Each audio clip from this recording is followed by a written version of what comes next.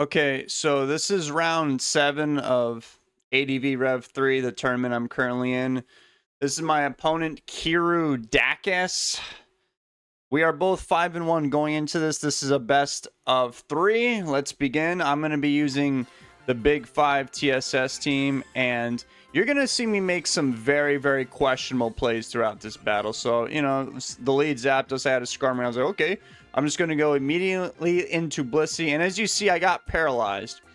This paralysis meant nothing, but it was just a sign that today was not going to be my day on Pokemon. I tried to go for an Ice Beam to hit that Zapdos. I got paralyzed. Obviously would not have made a difference because they brought in Metagross. So I ran away. Check this out. They made a good play here. I went into Skarmory. I'm like, well, they're probably going to punch me in the face. Nope. They just straight up blew up. And I guess that was the time to do it because, you know, I had Blissey out there. So they had a kill on somebody. So I could have brought in Gengar, but I thought that was so risky. I could have got punched in the face. Then they bring in a Celebi on my Swampert. I was like, oh boy. Then I go for Protect. The dude goes for a Calm Mind. I'm like, oh god, this is going to be a rough one. So I immediately go into my Tyranitar because I have Hidden Power Grass. And then they attack me, which kind of makes sense. Oh god. Probably should have went into Blissey that turn. So then I go into Blissey this turn. Better late than never, I suppose. So they go for a Giga Drain and it does nothing. But I know that this is not the end of it because when you see Calm Mind Celebi, it almost always does have Baton Pass. It doesn't usually have Giga Drain, Psychic, HP Fire. So I go for this Ice Beam, wasting my time. It didn't do anything. They could have honestly just kept setting up and they could have just stayed here. But they did choose to switch out. I have Toxic on Blissey, but I didn't feel like it was that important because they have a Celebi, which is natural cure. So I went for Toxic that turn. This was not a prediction, by the way. I just got desperate. And I luckily hit that Swampert with the Toxic, so that's good. But as you're going to see, we are not out of the woods. Because I went for, you know, Softball expecting Surf or something because they went to a Swampert. So, you know, probably hit me with a special type move. No, they went for a Substitute. I was like, oh god, here comes the Focus Punch. And there's not really much I can do. I guess I could have went for Ice Beam this turn, but it wouldn't have broke the sub. So I went for a desperate Softball in case something else happened. I don't even know. That didn't make any sense. It didn't make a difference, but the fact that I went for Softball didn't make any sense. David didn't drink his coffee that morning, clearly. I didn't do this today. This was like several days ago. So he punches me in the face. It did like 77. I was like, dang, like, is that normal?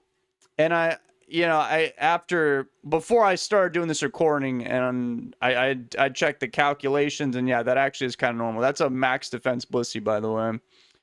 So what I should have done the turn, like, I don't know what was going on. Like, I just completely checked out for the day. If they go for Substitute, they're probably going to have Focus Punch. So I could have went to Starmie the whole entire time. So now I bring in Starmie. And this was for sure the correct answer because, as you're going to see, it doesn't do that much damage. And my Starmie has Recover. So they do switch out. Good for them. They can hold on to their Swampert. So my Blissey got hurt so much for such a just for my own negligence.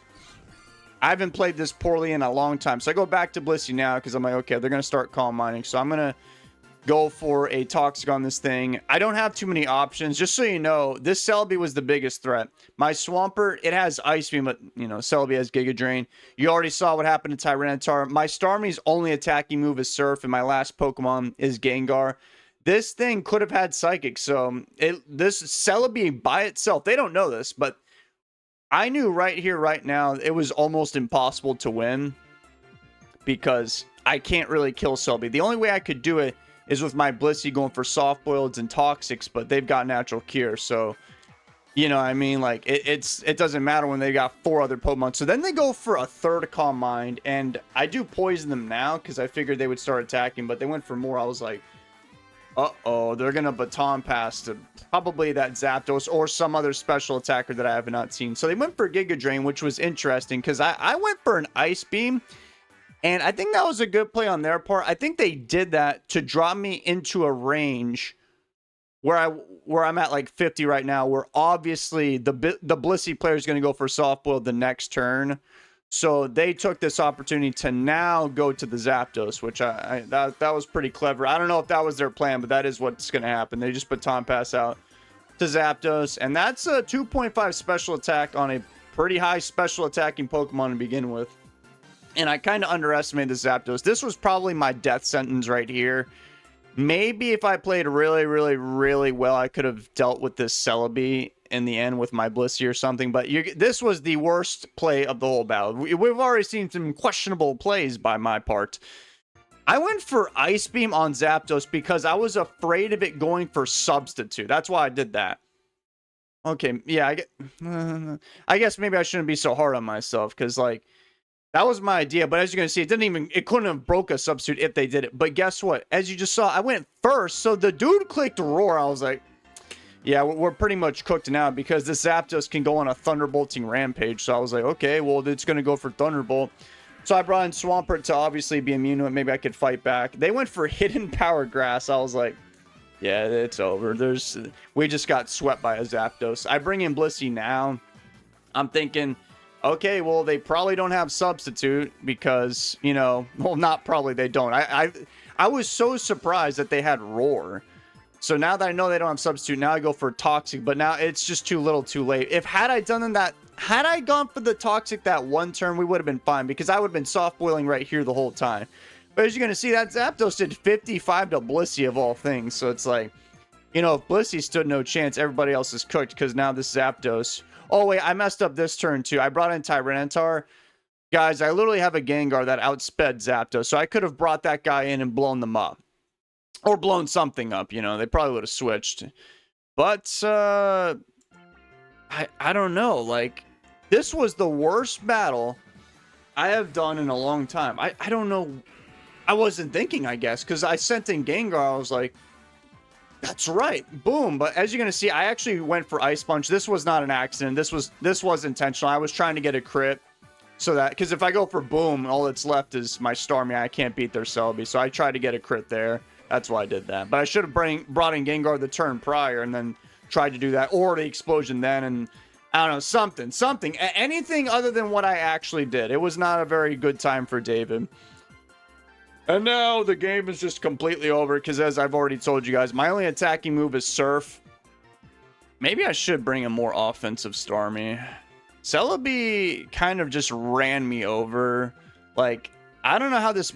Like, even if I didn't do bad plays, like not poisoning the Zapdos, which I already explained why I did that. I thought it had sub. But I just made too many questionable plays. So maybe in an alternate universe... I definitely would have done better, but I don't know if I would have won against this Celebi. This thing was such a massive threat to me the whole entire battle. And I don't know what its last move was. I'm assuming it's HP Fire.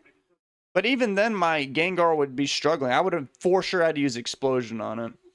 Moral of the story is, I am very bad at Pokemon, and you shouldn't be listening to any of my advice. Let's get to Battle 2. We are doing Battle 2 this time, and I gotta say, it doesn't go that much better. Spoiler alert. So I bring a more offensive team, and they started with this Tyranitar, so I obviously go for Brick Break. It did nothing to Zapdos, so I'm like, okay, well, they got a special attacker out on the field. So let me just bring in, you know, the physical, you know, damaging Blissey person.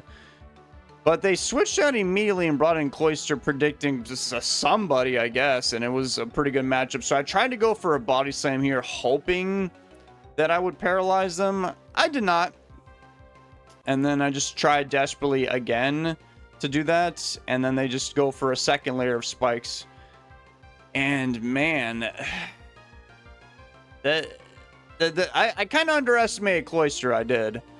And then they decide, okay, I'm not going to risk you paralyzing me. So they take the guaranteed 2 layers of spikes and just blow me up. They probably have recognized my team as a more offensive team. A lot of these offensive teams don't actually have a rapid spinner. So they bring in Aerodactyl. This was a big mistake on my part. I thought that this dude was banded because so many Aerodactyls are actually banded. So David brings in a Magneton. Ooh, that Earthquake stung. Magneton dead. Because I should have brought this guy in at least, but I was so confident that they had a choice band, and I wanted to save my Suicune towards the end game because I knew they could bring in the Zapdos. So that was pretty sad. That was a big mistake. So I went for Surf there, and then you guys are gonna see they would go for a Thunderbolt, And I think this Zapdos might be slightly tanky because I went for Ice Beam and it was slightly outside that magical 6% range. You want to get them to 6 so the Sandstorm kills them, but no, they actually barely survived. And then I just allow my Suicune to die because I don't have any safe switch into Zapdos. So I bring in my Metagross thinking, okay, if I play my cards right, maybe things will go well. I have agility on this thing, so maybe I'll just kill everybody. That is a possibility. I've done this many times. They go for agility, and then you already know what's coming next. I go for the Meteor miss. I'm just kidding. I didn't actually miss. But check out what happens. They bring in the wall, the rock resist, and I guess the steel resist too. And it did nothing. And I was afraid of blowing up because I was thinking, what if this guy has a ghost type? So I didn't even do that. I should have done that turn though, but this guy was just outplaying me from the very beginning, so I should have blown them up now. But check this out. I bring in Metacham now. I'm like, okay, I'm going to go for a Brick Break. I don't think they're going to have a ghost. Dude, check this out. They revealed their final... Wait, they didn't do it now. They're going to do it next turn. They actually have a Gengar. And then what's funny is they can tell... By the way, I changed my Metacham. If you've seen it in the past, I used the Black Belt. I think this time I put on a Choice Band. I'm fairly certain. So they know I'm banded. So they just bring in this Gengar. And it's really good for them because this Gengar being fast can probably outspeed my last Pokemon and go for an explosion to set up a victory for any one of their other 4 monsters to kill me with.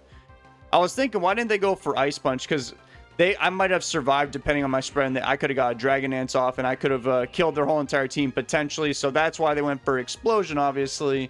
And then they just bring in Swampert.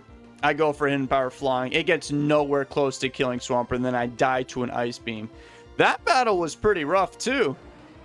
I don't even think I did anything too crazy other than the Magneton thing looking back on it, because I couldn't really tell if the Aerodactyl was banded or not, because it killed the Snorlax the previous turn. I just assumed, oh, they're always banded, right? You know, that's always what they're doing. Nope.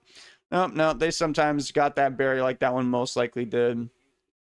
So that was another thrashing for David. So now, so the bad news is I lost. The good news is I'm still in the tournament, I guess. I'm 5-2 now. Any more losses for David, that's it. That's it. You have to get at least 7 wins. There's 9 total rounds. I was, 7 right there, round 7. So I got to get to round 8 and round 9 and win both rounds. If that happens, then you go to the 32-person bracket. That's single elimination. So in other words, the next time you see me lose, David is done. He's cooked. Oh boy, we were so close to the playoffs, guys, and look what happened to me. So wish me the best of luck. Do not copy any of my strategies. This is how you lose. You don't want to do this. Okay, stay tuned for week 8. Hopefully we don't get eliminated. Bye.